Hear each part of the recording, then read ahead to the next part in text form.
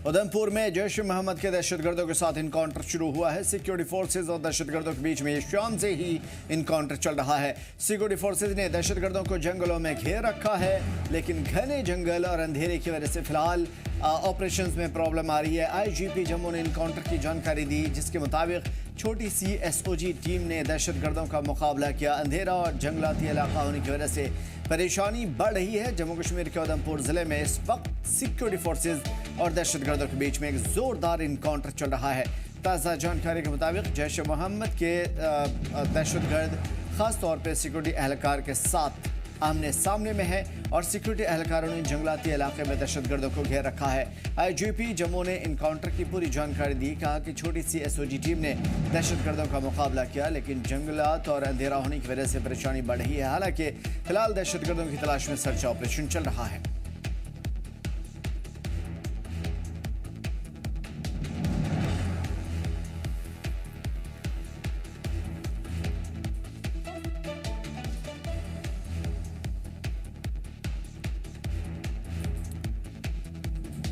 राज्यसभा में एसआईआर पर एनसीएमपी शमी ओबराय ने जवाब दिया है और सरकार ने बिना किसी मशवरे के एसआईआर नाफिज किया है, ऐसा उन्होंने कहा।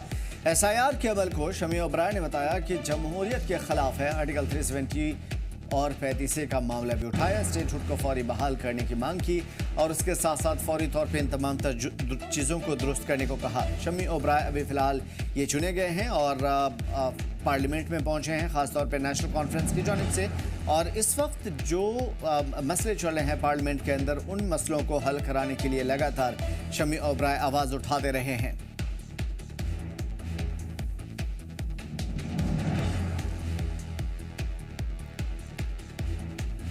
Honorable Shri Gurvinder Singh Oberoi ji, congratulations, maiden speech. Honorable Chairman, sir, respected members, I rise today with humility and gratitude to my party leadership, Dr. Farooq Abdullah Saab, Honorable Chief Minister Umar Abdullah Saab, my party colleagues and the people of Jammu and Kashmir who I represent in this house. Sir, I am the first Kashmiri Sikh to have come to the Rajya Sabha, which speaks volumes on the secularism of my party leadership and the people of Jammu and Kashmir. In Jammu and Kashmir, sir, our faiths may be different, our religions may be different, but just humanity and brotherhood which binds us together. Sir, I express my strong reservations on the so-called SIR electoral reforms. Sir, I say so-called because what is being presented as reforms, Honorable Chairman, sir, is actually restructuring democracy to suit the people in power. So the government tells us that these reforms are necessary to clean the electoral system, but the reality is different. No national debate, no expert commission, draft prepared in secrecy, brought here for a hurried approval. This is not how electoral reforms are done. This is how political engineering is done. If this SIR electoral process reforms becomes law, the implications will be dangerous and far-reaching. The Election Commission risks being weakened, centralized, and placed under indirect executive influence. Provisions of funding, technology, and campaign regulations will hit small and regional parties like us. Rapid digitization of key electoral process without independent audit raises the fear of manipulations, surveillance, and targeting. Reforms without consensus do not strengthen democracy. They fracture the very confidence in the very process that elects the governments. Therefore, this exercise has unfortunately raised serious concerns for decades. Electoral rolls were revised with integrity, transparency, and fairness. Institutions were respected and processes were sacrosanct. But today, we are forced to ask, are these institutions being compromised? Are age-old procedures being questioned only to create confusion and delay? Is the trust between the people and the system being weakened deliberately? This is not about names on a list. This is not about the soul. This is about the soul of our democracy. If electoral rolls are manipulated, democracy itself is manipulated.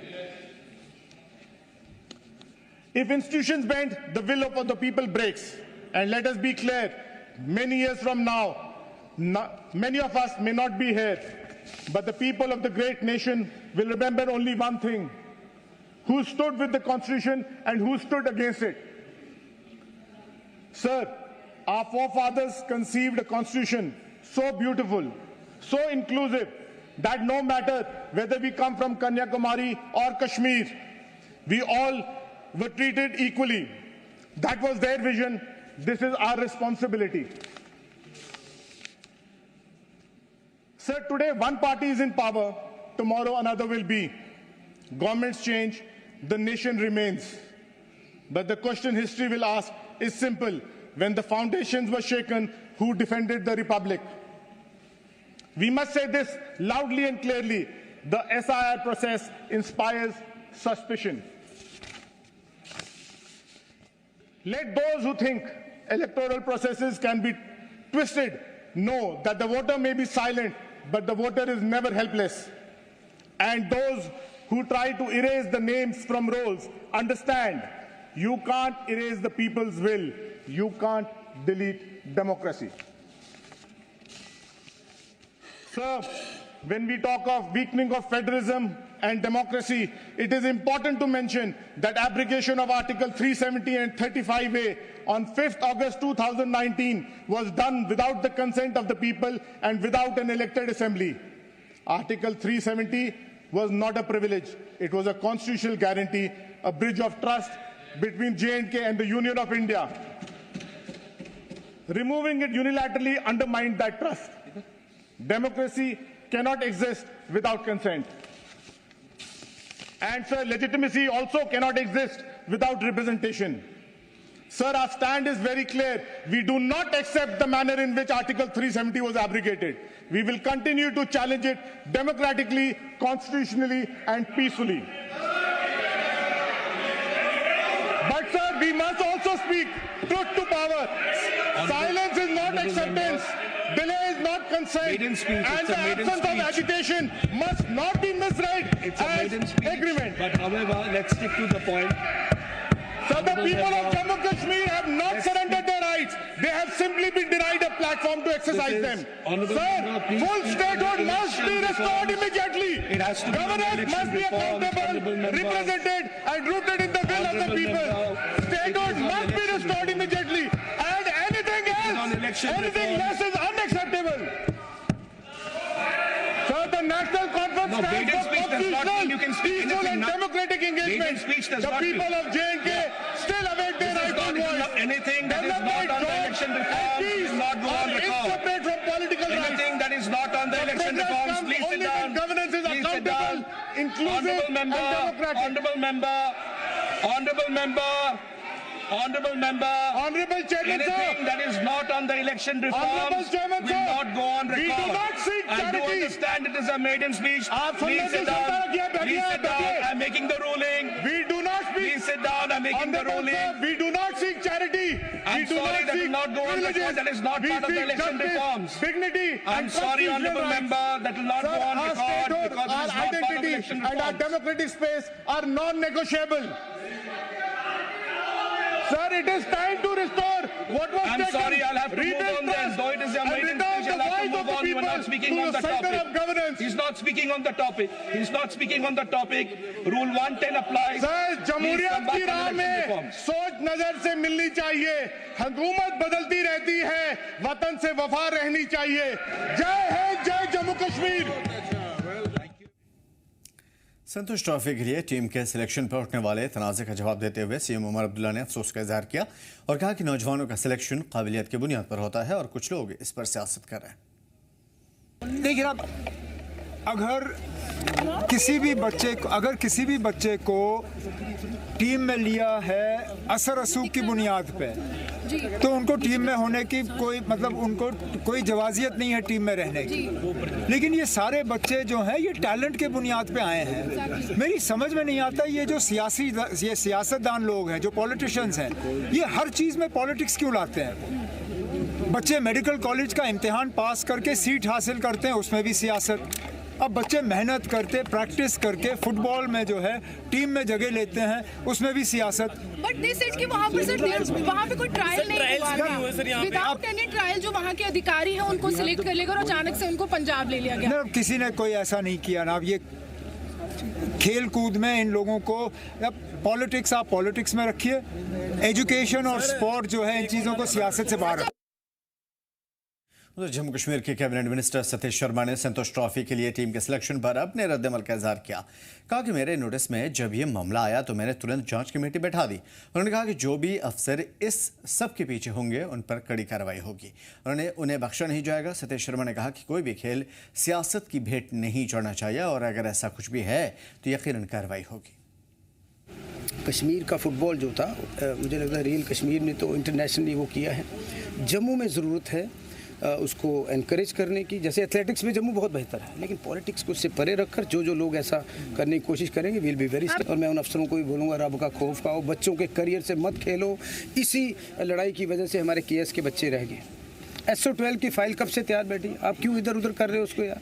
235 बच्चों का वो है, हमने अपनी तरफ से कर दिया, ऑनरेबल CM साहब ने कर दिया, लेकिन ये चीज़ जो है मुझे लगता है उनको करो। और जो बच्चों के साथ खिलवाड़ कर रहे हैं उनके साथ सख्ती करना बहुत जरूरी है। तो मीटिंग जो इनकी हुई, स्क्रीनिंग के मिनट्स बुला लिए हैं, पूरी इंक्वायरी होगी और जब तक इंक्वायरी कंप्लीट नहीं होती मैं अभी शेयर नहीं करूँगा, बट सख्ती होगी आपसे। उन 24 की लिस्ट में थे, उन्होंने अपनी मजबूरी बताई, जैसे मैंने आपको, I am sharing the details with you. लेकिन जो जाना चाहेंगे देखते हैं क्या हो सकता है लास्ट मिनट में, बट मुझे पहले तो उस प्रोसेस से होकर जाना है और कानून अपना it will law will take its own course. सख्ती करने की जरूरत है। तो पॉलिटिकल वालों को पूछेंगे आप बच्चों के साथ क्यों खेल वो कर रहे हैं? पॉलिटिकल कुछ नहीं होता, स्पोर्ट्स। इन लोगों को समझ लेना चाहिए कि बच्चों का merit should be the criteria. और जम्मू कश्मीर में शदीद सर्दी का दिन चल रहा है और इस दौरान एसोसिएटेड हॉस्पिटल UMC हंदवाड़ा में इलाज के लिए आए हुए मरीजों और उनके तीमारदारों को परेशानियां हो रही है क्योंकि ठंड ज़्यादा है। अस्पताल में हीटिंग सिस्टम नहीं है और इसकी वजह से वार्ड और गलियारे में ठंड बहुत ज़्यादा रहती है और तीमारदारों का कहना है कि वार्डों के अंदर इतनी ठंड होती है कि कुछ देर ठहरना भी मुश्किल है। उन्होंने बताया कि कमज़ोर और बुजुर्ग मरीज सबसे ज़्यादा मुतासिर हैं। कई तीमारदारों ने बताया कि उन्हें बिना हीटर और कंबलों की ज़मीन पे रहना पड़ता है या ठंड में रातों में ऐसे टाइम पे गुजरना पड़ता है। और वहीं इस सिलसिले में जम्मू कश्मीर लद्दाख से बातचीत करते हुए हॉस्पिटल के इंतजामिया ने इस मसले को हल करने के लिए जंगी पैमाने पर काम करने को कहा है। अफसरान ने बताया कि नया ट्रांसफार्मर पहले ही इंस्टॉल किया जा चुका है और यकीन दिलाया गया कि अगले 2 दिनों के अंदर हीटिंग सिस्टम को फंक्शनल कर दिया जाएगा। यहाँ मैं अभी वहाँ से ही आ रहा हूँ GMC हंदवाड़ा में। GMC हंदवाड़ा ये सिर्फ हंदवाड़ा के लिए नहीं है, जिला कोपारा के लिए है। ये GMC जितने भी यहाँ दूर दराज उफ्तार गाँव है, चौकीबल है, बडनमल है, इलाका रामहाल है, इलाका राजवार है और यहाँ से मावरा इलाका है, पूरा इन इलाकों के लिए ये एक GMC है। और यहाँ पर ये आज जो देखा जाए माइनस चल रहा है हंदवाड़ा में, 4-5 माइनस चल रहा है। यहाँ गर्मी का बहुत इंतजाम होना चाहिए, लेकिन अफसोस की बात यह है कि यहाँ कोई गर्मी का इंतजाम है नहीं। अब यहाँ पर हायर अथॉरिटी जो हमारी है उनसे मैंने बात की है, मेरी बात 1-2 दिन में ये सुविधा भी हो जाएगी। और हम उम्मीद करते हैं कि हमारी ये जो कमियां हैं यहाँ गर्मी के लिहाज से, यदि यहाँ पर तो माइनस होता है आज दिन में भी और रात में भी, इसका लिहाज करके कम से कम ये करें इसका इंतजाम ताकि इन लोगों को फ़ायदा पहुँचे, बीमारों को भी और उनके बीमारों के साथ जो अटेंडेंट आए हैं उनको भी। जी JNK लद्दाख में आपका खैर मकदम है। हम आपका मेज़बान एजाज मंजर। इस वक्त मौजूद है JMC अस्पताल हंदवाड़ा में। मेरे साथ बात करने के लिए मौजूद है मेडिकल सुपरिटेंडेंट डॉक्टर एजाज। उनसे जानने की कोशिश करेंगे। अक्सर यहाँ पर लोगों की शिकायत रहती है कि अब दिसंबर भी सीजन खत्म होने वाला है लेकिन अभी गर्मी का इंतजाम नहीं किया। उन्हीं से जानने की कोशिश करेंगे। डॉक्टर साहब मुझे बताया कि लोग कह रहे हैं कि अभी भी गर्मी का इंतजाम यहाँ पर नहीं है हॉस्पिटल में JMC से, क्योंकि अब चलाई कलान भी आने वाले थे। क्या इंतजाम है आपको? अस्सलाम वालेकुम। देखिए जी, लोगों की जो डिमांड है ये बिल्कुल जेन्युइन है, बिल्कुल जेन्युइन है। अब ऐसा है कि हमारा जो GMC है या GMC का हॉस्पिटल है ये ट्रांजिशन फेज में आगे आगे हम बढ़ते जा रहे हैं। हम वर्कलोड भी इंक्रीज करते जा रहे हैं, सेक्शंस भी इंक्रीज करते जा रहे हैं। तो आपको पता है इतना बड़ा इंस्टीट्यूट, इसको टाइम लगता है धीरे धीरे इंक्रीज करने में, सेक्शंस इंक्रीज करने में। तो आपको पता है हमारा जो 200 बेडेड हॉस्पिटल है ये हमने आहिस्ता आहिस्ता फंक्शनल किया, लेकिन हमने हैंड ओवर टेक ओवर किए बगैर वहाँ पे शिफ्ट कर लिया। तो उसमें कुछ जो सर्विसेज हैं वो अभी फंक्शनल नहीं है। जो हीटिंग का मसला है, अब हमने वार फुटिंग बेसिस पे एक नया ट्रांसफार्मर मंगवाया। उसमें हमने हमारे प्रिंसिपल सर से उन्होंने भी एफर्ट्स लगाए, हमने भी एफर्ट्स लगाए, फिर हमने जो हमारे डिविजनल डीसी साहब थे उनसे भी रिक्वेस्ट की कि हमें एक ट्रांसफार्मर चाहिए ताकि हम हीटिंग सिस्टम ऑन कर सकें। तो फॉर्चुनेटली वो ट्रांसफार्मर हमें सेक्शन हो गया इन्हीं दिनों में, पिछले वीक ही, तो उस पर काम भी चल रहा है, आप देख सकते हैं वॉर फुटिंग पे काम चल रहा है। तो hopefully that transformer installation will be completed today और टुमारो मॉर्निंग। तो टुमारो मॉर्निंग वो चार्ज हो जाएगा, उसके बाद we will be able to start the boiler house because we didn't had जो इस हॉस्पिटल के लिए, क्योंकि eventually ये अब 500 bedded हॉस्पिटल बनने जा रहा है, 200 ऑलरेडी है, 200 शिद्दत से काम चल रहा है, जो 200 टीचिंग बेड हॉस्पिटल है उस पर शिद्दत से काम चल रहा है। तो we wanted to have one grid station that will cater all the hospital। तो उसका भी अभी हमने रिक्वेशन भेजा है, माशाल्लाह वो भी अगले साल सेक्शन हो जाएगा, तो एक अलग से ग्रिड हॉस्पिटल में आ जाएगा।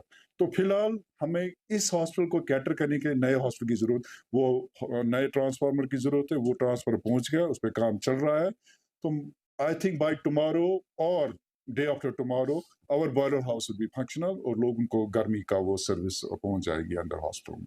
जी थे मेरे साथ deputy medical superintendent JMC Handwara साहब तो कहना है कि 2 दिन के अंदर अंदर गर्मी का इंतजाम हो जाएगा, क्योंकि ऑलरेडी यहाँ पे कुछ प्रॉब्लम्स आ रही थी वो हमने सॉर्ट आउट किया और लोगों को कोई मुश्किलों का सामना ना करना पड़े। जी मीडिया के लिए कुपवारा से एजाज मंजर। कृषि विज्ञान केंद्र बांडीपुरा, जो कि शेर Kashmir university of agriculture science and technology SKUSTK के तहत काम कर रहा है, आज अपने डिमॉन्स्ट्रेशन फार्म में पानी वाली फसलों की साइंटिफिक खेती को लेकर के एक टेक्नोलॉजिकल डिमॉन्स्ट्रेशन प्रोग्राम किया।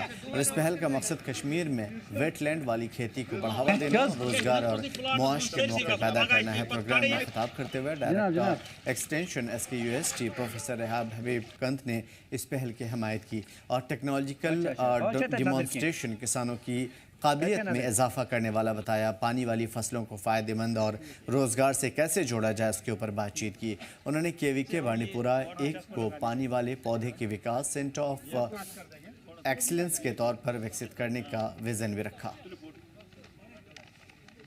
ये सुकास्ट का एक कृषि विज्ञान केंद्र है बांदीपुरा, और जिसके जो PC हैं, मुख्य हैं, हेड हैं डॉक्टर तारिक सुल्तान साहब, और डॉक्टर तारिक सुल्तान साहब हमारे राष्ट्रीय मखाना अनुसंधान केंद्र दरभंगा भी विजिट किए थे, सेमिनार किए थे हम लोग, और सर ने यहाँ से भी वाटर चेस्टनट मेरे पास ले गया और यहाँ का लोटस हमें दिया था। लेकिन सर का जो विजिट था वो मुख्यतः हमारे मखाना सेंटर से मखाना को लाना, और जो मखाना आज सुपर फूड के नाम से पूरे इंडिया में प्रसिद्ध है, और पूरे इंडिया नहीं पूरे वर्ल्ड में। और एक सूचना मैं देना चाहूँगा, यहाँ मखाना इसलिए सभी जगह आजकल भारत सरकार के एक मिशन में है, और मैक्सिमम राज्यों में मखाना को लगाने के लिए आज मेरे पास निमंत्रण आ रहा है। अभी जो मखाना का निर्यात, जो पफ हम लोग खाते हैं मार्केट में, वाइट पफ, वो पूरे विश्व के करीब 25 देशों में उसके निर्यात हो रहे हैं, थोड़े बहुत। लेकिन फिलहाल सबसे पहले इस कश्मीर में डल लेक में भी पहले मखाना था, लेकिन आज के केस में डल लेक में मखाना करीब करीब लुप्त प्राय है, नहीं के बराबर है। तो उस मखाना को हमको कश्मीर में इंट्रोड्यूस करना था, लगाना था। सर ने निमंत्रण भेजा, और यहाँ के BC साहब भी मेरे पास, नज़ीर साहब, प्रोफेसर नज़ीर साहब का इंटरेस्ट था कि ये मखाना सेंटर में से ही बीज लाया जाए। मैं वहाँ से बीज, हमारे डॉक्टर तारिक सुल्तान साहब वहाँ से लेके आए थे, पहले बीज यहाँ था, और ये मखाना को बीज को लगाने का सही टाइम है नवंबर-दिसंबर, जो दिसंबर में आज हम लोगों ने यहाँ पर डिमॉन्स्ट्रेशन भी किया है कि मखाना के बीज को यहाँ पर हम लोग ने डाल दिया है पॉन्ड में। क्रॉप आज हम आपका एक और प्रमुख क्रॉप है यहाँ, जो पानी का क्रॉप है, वो है वाटर चेस्टनट, सिंघाड़ा। आपका जो सिंघाड़ा है ये ज़्यादा इसका यील्ड नहीं आएगा पर हेक्टेयर, क्योंकि इसकी साइज बहुत छोटी है इसके फ्रूट की, और फ्रूट से जो कर्नेल आएगा फिर वो जनरली सिंघाड़े में देखेगा कि फ्रूट और कर्नेल का प्रोपोर्शन भी 50-50 रहता है। तो हम बहुत कम है इसका, इसमें स्टार्च कम मिलेगा हमको, फ्लोर आटा कम मिलेगा। लेकिन ये देसी को कंजर्व करना है, रखना है, इसकी कुछ खास मेरिट होती है, इससे देसी भी चलेगा। लेकिन आज जो सिंघाड़ा हम लाए हैं वो हॉर्नलेस है, उसमें कांटे नहीं है। उसको छीलना, उसको सेल करना आसान है, आटे उसका जो हार्ड कोटिलेडन है, उसके कवर है, उसको निकालना आसान है। तो आज जो सिंघाड़ा लाए हैं हम अपने सेंटर पे दरभंगा में मखाना अनुसंधान केंद्र में ये जो सिंघाड़ा है वहाँ की वैरायटी है और ये स्वर्ण लोहित वैरायटी के नाम से रेड कलर का है और जो हरा है वो स्वर्ण हरित है। उसको हम आज यहाँ पर शुरुआत किए हैं। सर ने इसकी भी मांग रखी थी कि अपना सिंघाड़ा भी लाइए जो कांटा नहीं है उसमें, और उसका प्रोडक्शन भी ज़्यादा है और उसकी प्रोडक्शन जो है किसान अगर करेंगे तो अच्छा प्रोडक्शन होगा, तो 10 टन से 12 टन प्रति हेक्टेयर होगा। तो हमारे ऑनरेबल वाइस चांसलर बहुत ज़्यादा जोर दे रहे हैं कि जो हमारा कृषि विज्ञान केंद्र बांडीपोरा 1 जो सुकास का यहाँ पे स्थित है, इसमें हम कोशिश करेंगे एक्वाटिक क्रॉप्स पे ज़्यादा हम, क्योंकि इससे पहले भी हमने लास्ट ईयर किया था लोट्स पे काम, तो बहुत ही अच्छा सक्सेसफुल भी हुआ और लोट्स की भी प्रोडक्शन बहुत अच्छी हुई।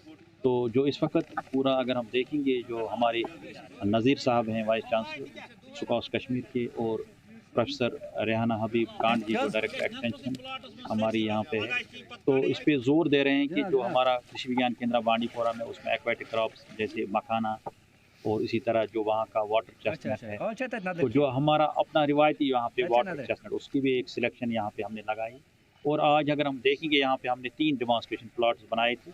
हमारे साथ NRC के principal scientist doctor Inder Shekhar जो दरभंगा से आए थे, जो इंटर्नशिप चल रहा है, तो आज से यहाँ पे डिमॉन्स्ट्रेशन एक्वाटिक जो हमारी क्रॉप्स होते हैं उसमें वाटर चेस्टनट, मखाना एक्सेट्रा, तो इन्होंने इंट्रोड्यूस किया नया वाटर चेस्टनट जो जिसका साइज़ ज़्यादा बड़ा होता है और जो यहाँ के है वो स्पाइन ये होता है, स्पाइन्स होते हैं, ट्रॉपर स्पाइनोसा जो वो वाला है उसका होता है स्पाइनलेस और वो साइज़ बड़ा होता है, उससे इकोनॉमिक रिटर्न ज़्यादा। फॉर एग्जांपल अगर उसमें हम ये फ्लोर बनाएंगे तो उससे ज़्यादा हमें होगा। ये छोटी साइज़ का होता है तो हमें ज़्यादा चाहिए एज़ कम्पेयर टू वो हमें कम ही चाहिए अगर हमें यूज़ करने होंगे। बडगाम में मिले आगाज़ सैयद मुंतज़र मेहदी ने सोएबुक बडगाम में मुनक़िदा एक रिव्यू मीटिंग के दौरान कहा कि उन्हें अवाम ने अपनी परेशानियां हल करने और बेहतर खदमात के लिए चुना है। वह हमेशा अवाम की मर्ज़ी और ख्वाहिश के मुताबिक काम करेंगे। MLA ने कहा कि सोएबुक सिर्फ बडगाम की सियासत में ही नहीं बल्कि जम्मू कश्मीर की सियासत में एक अहम और तारीख़ी हैसियत रखता है। वोट का गला घोंटा हमेशा गला घोंटा गया, कभी ईमानदारी के नाम पे, कभी किसी और नाम पे, जिसका नतीजा ये निकला कि यहाँ के वोटर की आवाज़ ऐवानों तक नहीं पहुँची। हमने उस रवायत को रोंद कर, उस रवायत को तोड़कर कोशिश की यहाँ के वोटर को आवाज़ दीजिए, यहाँ का वोटर का जो वोट है वो गरजे, वो ऐवानों में जाए, उसकी बात, उस वोटर की बात ऐवानों में सुनी जाए। उसी सिलसिले में आज हमने यहाँ सोएबुक इलाके का रिव्यू मीट लिया डिपार्टमेंट्स के साथ और यहाँ के लोगों को और अफसरों को आमने सामने बिठाया ताकि डायरेक्ट जो यहाँ के मामलात हैं, मैं खाली फैसिलिटेटर हूँ, मैंने खाली फैसिलिटेटर का रोल अदा किया। हम कोशिश यही थी कि यहाँ का वोटर अपने मामलात को लेकर अफसर उनके पास आए और जो यहाँ के मामलात थे, क्योंकि इस कॉन्स्टिट्यूंसी की कोई बेस ही नहीं, यहाँ के बेसिक इशूज़ है, हमने यही कोशिश की वोटर की जो आवाज़ है वो अफसरों के कानों में गूंजे और उन मसले मसाइलों का सद्भाव निकले। बड़ी खुशी की बात है। मैंने प्लानिंग में काम किया था। हमारे जो 4 करोड़ थे MLA फंड्स थे वो तो अनयूटिलाइज रहे हैं। 1 साल तो हमारा ज़ाया हो गया है। हम यहाँ के इलाका, सारा इलाका चाहता था कि यहाँ अब चेंज जो आपने अब देखी है और वी आर वेरी एक्सपेक्टेड, मतलब हमें खुशी बहुत है कि हमारा जो ये आगे साहब है, पढ़ाई लिखा हुआ है, एक्सपोजर है, छोटा भी है, काम करने का गुण भी उसमें है। हम तवक्का रखते हैं, पूरा तवक्का रखते हैं। वो जो भी हमारे मुतालबात हैं, जायज़ मुतालबात जो हमारे अनडेवलप्ड रहा है, तो हमें ये पाई तक मिल तक पहुँचाएगा। Deputy SP traffic Farooq Ahmed ने ज़िला डोडा में ख़ास ट्रैफिक इन्फोर्समेंट ड्राइव की शुरुआत की और इस दौरान बाहरी रियासतों से आने वाली उन गाड़ियों के खिलाफ सख्त कार्रवाई की गई जो बगैर जायज़ दस्तावेज़ात के सड़कों पर चल रहे थे। ड्राइव के दौरान कई गाड़ियों की कानूनी जांच की गई, जहां पे ट्रैफिक कानून की खिलाफ वर्जी पाई गई थी, चालान काटे गए। ZJN के लद्दाख की टीम ने इस मौके पर ख़ास तौर पर बातचीत की। आप देख रहे हैं जी जम्मू कश्मीर लद्दाख और मैं हूं वसीम गत्तू। इस वक्त हम डोडा के बिल्कुल SSP ऑफिस के बाहर हैं और ट्रैफिक पुलिस की तरफ से स्पेशल ड्राइव यहां पे चलाई जा रही है।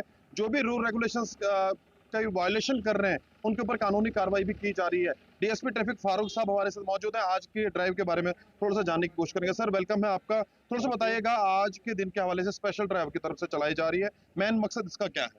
जैसे आपको पता है हम कल से ड्राइव चला रहे हैं, खासकर ये जो विजिबल ऑफेंस है, विदाउट हेलमेट, ट्रिपल राइडिंग और ये रैश ड्राइविंग और रॉन्ग पार्किंग, इसमें हम सख्त कदम ले रहे हैं। इसमें तो ये पेरेंट्स को हम रिक्वेस्ट करते हैं कि अपने बच्चों को थोड़ा वो गाइड करें कि बगैर हेलमेट न चला करें और प्रॉपर डीएल रखा करें।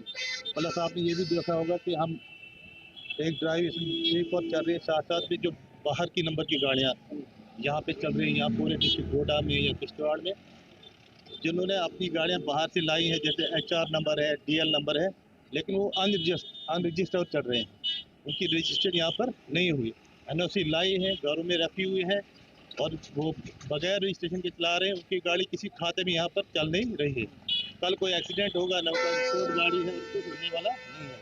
वो एक कंटिन्यू एक वायलेशन कर रहे हैं ये कानून की। लिहाजा हमारी दरख्वास्त सब आपकी जरिए से माध्यम से हम तमाम लोगों से ये एडवाइस करते हैं, ये गुजारिश करते हैं कि अब जो भी गाड़ियाँ बाहर से उन्होंने अपने पास रखी हैं, जो बाहर की नंबर की हैं, उनको RTO ऑफिस में जाकर अपने नाम को रजिस्टर करवाएं। बड़ा इम्पोर्टेंट है। हम देख रहे हैं कि डोडा में ई-रिक्शाज यहाँ पे देखे जा रहे हैं और इसमें हम ऐसे बच्चे भी देख रहे हैं कुछ जिनके पास लाइसेंस है ही नहीं, कम उम्र के बच्चे हैं। क्या कार्रवाई आने वाले टाइम में होगी और क्या मैसेज होगा आपका? आज आपने देखा हम इनके खिलाफ जो भी ये ई-रिक्शा खासकर विदाउट DL इनमें कंप्लेंट आ रही है, उनके खिलाफ हम सख्त कार्रवाई कर रहे हैं और वो गाड़ियाँ भी सीज हो रही हैं। और हम फिर भी उनको, इनके पेरेंट्स को बोल रहे हैं आप इनको ई-रिक्शा तो दे रहे हैं अपने बच्चों को, लेकिन बगैर लाइसेंस के चल रहे हैं और इनमें वायलेशन में ये आपके बच्चे सफ़र करेंगे। लिहाजा हमारी कोशिश है कि जहाँ भी ये वायलेशन हम उनको रोकें, लेकिन हमारी गुजारिश है तमाम तर लोगों से जिन्होंने भी ई-रिक्शा लिए हैं वो प्रॉपर ड्राइवर रखें, उनका प्रॉपर ड्राइविंग लाइसेंस हो ताकि वो आगे ये टाइम में सफ़र न करें। कंडम गाड़ियाँ हम देख रहे हैं कि GMC जो रोड है, स्टार्टिंग में कंडम गाड़ियाँ, सरकारी गाड़ियाँ वहाँ पे पड़ी हुई हैं, क्या आपकी तरफ से उनको हटाया जाएगा वहाँ से? नेचुरली इसमें हम बात कर रहे हैं, जो एडमिनिस्ट्रेशन है उनके साथ मिलकर वो देखेंगे पार्किंग प्लेस वहाँ उठाकर कहाँ हम डालेंगे, इसमें भी हम कार्रवाई करने जा रहे हैं। चलिए, साफ तौर पे देखा आपने DSP ट्रैफिक फारूक साहब जो स्पेशल ड्राइव यहाँ पे चला रहे हैं और उन लोगों को देखा जा रहा है जो लोग वायलेशन शहर के अंदर काफी ज्यादा कर रहे हैं, खास करके कम उम्र के बच्चे। और ई-रिक्शाज पे जिस तरह से नजर रखी जा रही है, हर दिन दूसरे या तीसरे दिन यहाँ पे ई-रिक्शा का एक्सीडेंट होता है, रैश ड्राइविंग देखी जाती है, तो उसको थोड़ा सा कंट्रोल करने के लिए ये सारी चीजें जमीनी सतह पे देखने को मिल रही हैं। और जिस तरह से उन्होंने कहा कि ये स्पेशल ड्राइव लगातार जारी रहेगी, तो उम्मीद करेंगे कि आने वाले टाइम में इसी तरह की मुहिम रहेगी ताकि शहर के अंदर जो हालात बने हुए हैं, रैश ड्राइविंग और खास करके ट्रैफिक मेस यहाँ पे देखा जाता है, वो जल्द से जल्द ठीक हो। जी, जम्मू कश्मीर लद्दाख के लिए वसीम गुत्तू।